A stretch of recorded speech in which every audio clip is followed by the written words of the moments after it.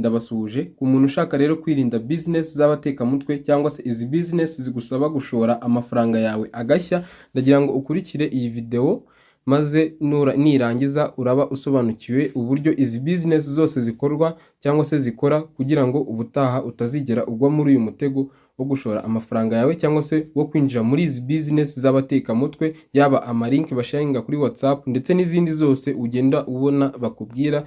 Inyinshi rero usanga banakubwira bati ushoremo amafaranga yawe. Iki kiganiro rero cyangwa se ino video iraza kurangira usobanukiwe ingingo ku ngingo. Video zose iraba isobanuye neza uburyo izi business zose zikora, uburyo zikoramo, nyine urangiza kuyireba usobanukiwe, ku buryo nta yindi business izigera ituma bakurya amafaranga yawe cyangwa se indi business uzagwa mu mutego wo gushoramo muri iyo business. Ndagusaba kurikira video rero, ukore subscribe, like ndetse na comment ku byo wifuza ko twaganiraho ubutaha.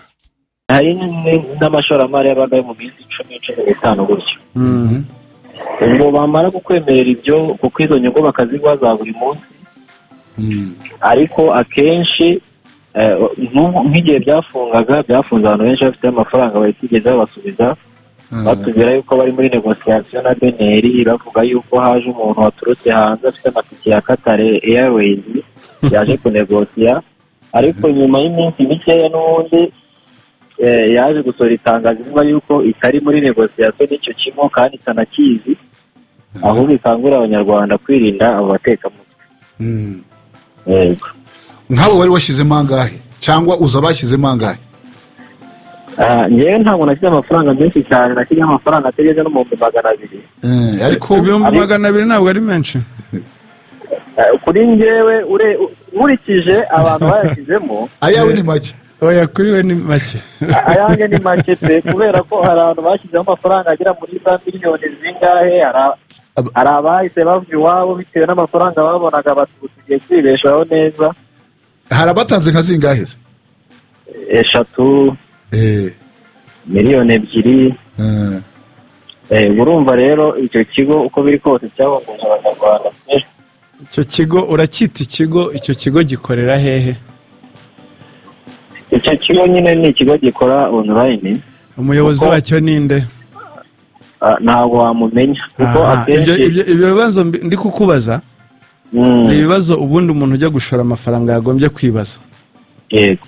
Gikorera hehe amafaranga yanjye nshatse kuyabaza nayakura he? Kabiri, ni umuyobozi wacyo ninde ndamutse ntayabonye namubaza?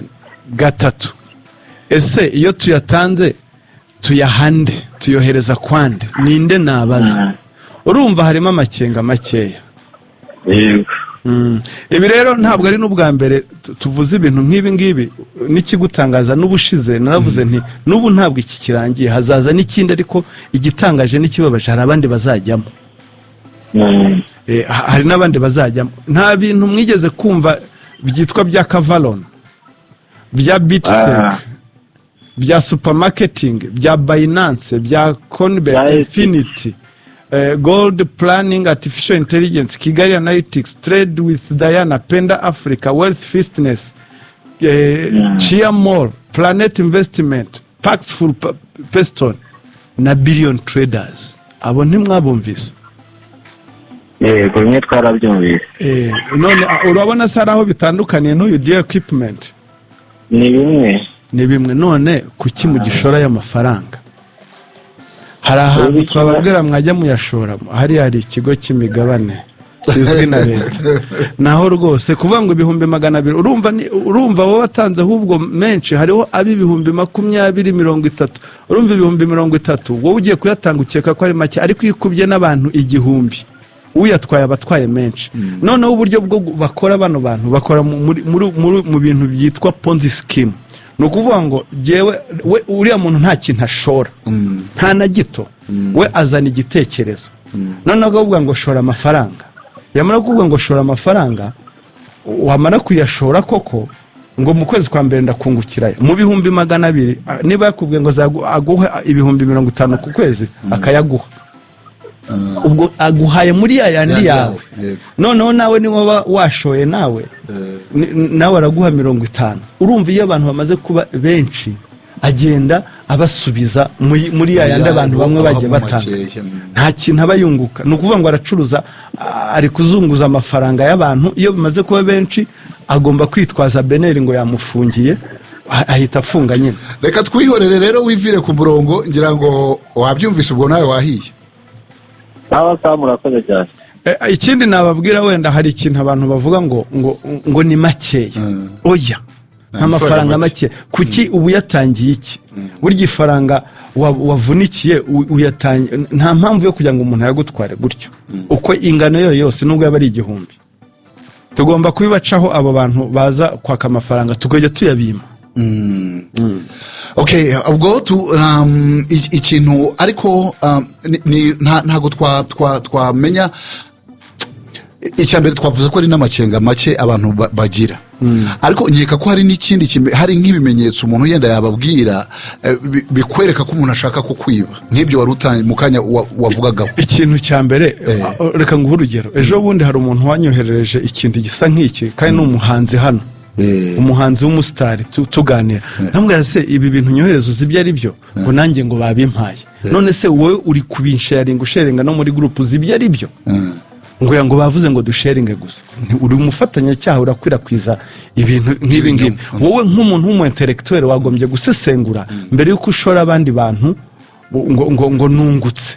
Hariho n'abagira gutyo ugasanga baranabyamamaza kuri X, ugasanga hariho nk'urwego runaka rukubiseho, tuvuge nka tweet yabo, barangiza wajya kubona ukabona post, ukabona munsi yaho ngo jewe ngo mfite ubuhamya bwiza ko narungutse ubwo nashoraga muri kintu hari ibintu byasirikaga bya UNICEF. Ukibaza se UNICEF dore n'ubu biracyahari, UNICEF iracuruza. Igitangaje yo ngo baraguha bonus, UNICEF iracuruza. Igitangaje na n'ubu hariho abakibisirikiza, akabikubita muri groupe ibama ibintu abantu magana ngahe. Ubwo hariho abantu nyine batagira amakenga, gahita click aho ngaho akuzuza, ubwo ngubwo akabagendeyeko. Hari noneho n'abasirikiza za virusi muri ubwo buryo. Tuve muri ibyo ngibyo. Noneho icyo tuvuga, iyo ugiye gushora amafaranga yawe nubwo cyaba 1,000, ugomba kuvuga ngo nyashoye hehe. Nk'uko ujya kuri banke ukavuga ati nyashyize muri banki iyi n'iyi, ninyashaka nzagenda nyafate. Nshoye hana nawe ikintu cyo kuri internet umuntu yicaye agafonda. Erega rero maze kubona ko abantu hano bamwe ari abatesi, niyo mpamvu babyohereza. Ibihugu bimwe nta nubwo ibi ntabwo wabitinyuka kubigira. Hariho abantu bakerebutse. Natwe rero nidukerebuke, tureke kuvuga ngo 200,000 ni makeya. Warimo bashoyemo 3,000,000. Erega ikigusetsa, aba bantu biga audience, ashora nako yenteresa abantu bitewe na business barimo. Nkuriya nakubwiye nka Billion Traders, urumva nyine ni billion, n'abafite menshi nibo yatagetingaga. Yego, uyu rero nawe yatagetinze abandi bari mu bintu by'ubuhinzi, ariko bafite uko bifashije. Bifite 200,000,000 urumva n'abantu bafite bifashije. Hariho rero none ugenda gatagetinga ba bantu baba mama cyangwa abantu baciriritse abaka 20,000. Ibyo nabyo uko byangana kose ntabwo ugomba kwereka, ugomba kugira amakenga, uvuga ati amafaranga nyahaye nde, azagaruka te, ngize ikibazo inyungu zimeze gutya, we yakoze iki kugira ngo afite izi nyungu. Nikibazo hari ikibazo cy'abantu rero ngo biyitirira abandi cyane cyane kuri za Facebook, bakiba abantu bakabasaba amafaranga. Hari umwe mu bagenzi banjye wambwiye ati umuvugizi nazuka umubaze ko hari ngo abatanga ikirego RIB ikabafasha, ariko ngo hari n'abatanga ikirego ntibabafashe. Biba byagenze bite? Oya, ndabanza nagusaba wenda kubanza guhindura ikibazo. Ntibabafashe wagira ngo harimo ubushake bwo kudashaka kubafasha. Gusa urumva nk'umuntu, aba bantu besukroka agerageza nawe, ubu nawe baba baduteza amatwi, baratwumva.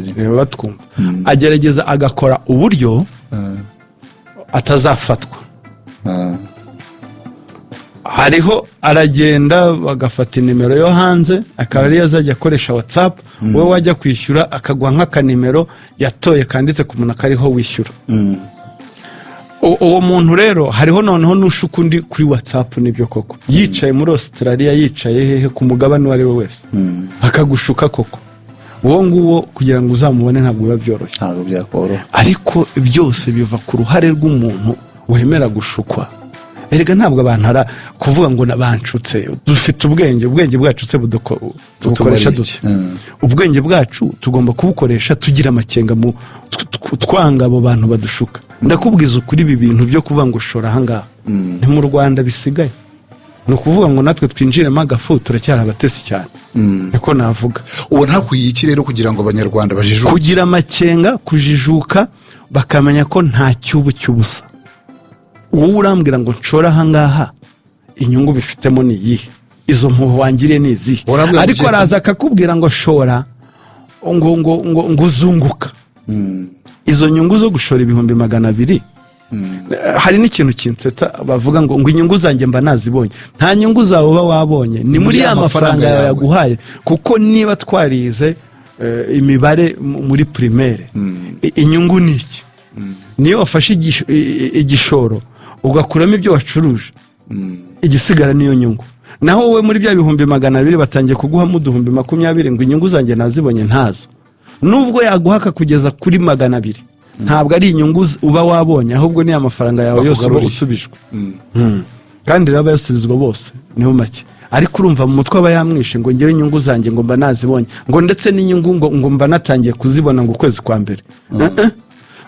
Unatangira kuvuga ko ari inyungu wabanje kubona yandi cya gishoro cyanjye wabanje kukima nkaba nkibitse, noneho ukambwira ati inyungu ngiye. Urumva rero ibyo ni ikibazo cy'ukuntu umuntu aza akagukora mu bwonko akakumvisha ko ngo ushoye ngo ugiye kunguka, mu by'ukuri nta n'inyungu irimo. Ni nk'uko ya mafaranga yawe yafata ukayashyira muri banki, afazari muri banki yo uvuga ngo ninyashaka ndabona yose, ariko hano kugira ngo akugarukire yose ni gakeya. Abazaza bakakubwira ngo igishoro cyanjye narakibonye, mbonaho n'inyungu ya 50%. Nubabona nko mu bantu 1,000 ushobora gusanga ari nk'abantu 10, ariko abari ba bantu bafite influence bagenda babisakaza bavuga ngo twarungutse. Aha rero abantu bagomba kugira amakenga, gusa natwe nk'inzego turagumya tubarwanye. Ariko kuki ubundi mbere yo gushora amafaranga yawe utabanza kugisha inama? Kuko abanyarwanda turababwira ngo ikintu cya mbere ni amakuru. Turababwira ati mutange amakuru mbere y'uko ugira icyo ukora. Tugiye kuzaba nka babindi ngo bamuhana avayo, ntabwo bamuhana.